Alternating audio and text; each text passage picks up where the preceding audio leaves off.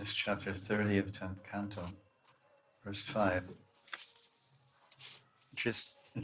Antristo va kachit ashvata plaksha nyagrodha no manaha nanda sunur kato ritva premahasa avalokanaya. The gopis now they've regained the power of speech. They were frozen and stunned for 5 verses until Krishna disappeared. First verse, they were in sorrow. They were totally in internal consciousness, heartbroken, devastated, dejected, disappointed, frustrated, not knowing what to do, totally bewildered. And finally, they slowly came from unconscious state of devastation to semi-conscious state, and they started to become aware of their hearts and minds and the situation. Well, wait a minute, he's gone, and we still want to find him. So they look for him. So now they're, after 4 verses, they finally recovered.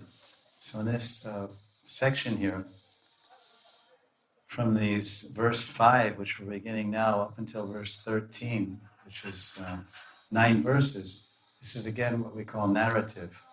Narrative means the narration, the storyline. Shukamuni is describing what the gopis are doing, we're seeing them,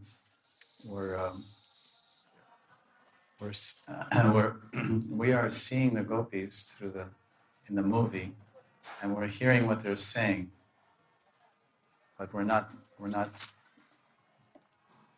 just hearing them speak, and we're watching them moving from tree to tree. And so this is called monologue also. This, within the context of this discussion, narration, for 9 verses, it's a monologue where the gopis are alone. One gopi is speaking to one tree, and one gopi's monologue means one person speaking. One gopi is speaking to one tree. Oh neem tree, oh people tree, oh ashwat means people. Have you seen Krishna? So have you seen Krishna? Is Nandanandan gone this way after stealing our minds with his loving smiles and glances? Premahasa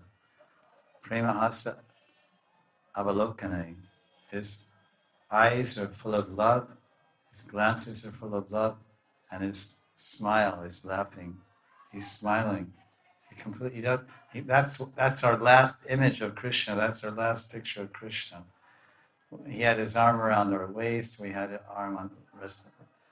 He had his arm on our shoulder. We had our arm around his waist. We're walking through the forest and singing together and pointing out the birds and different trees and the beauty of the forest and the moonshine, everything. And he was smiling at us and his beautiful prem-filled glances, and he was laughing, and all of a sudden, hey, what did we do wrong? I mean, I thought we were doing everything right.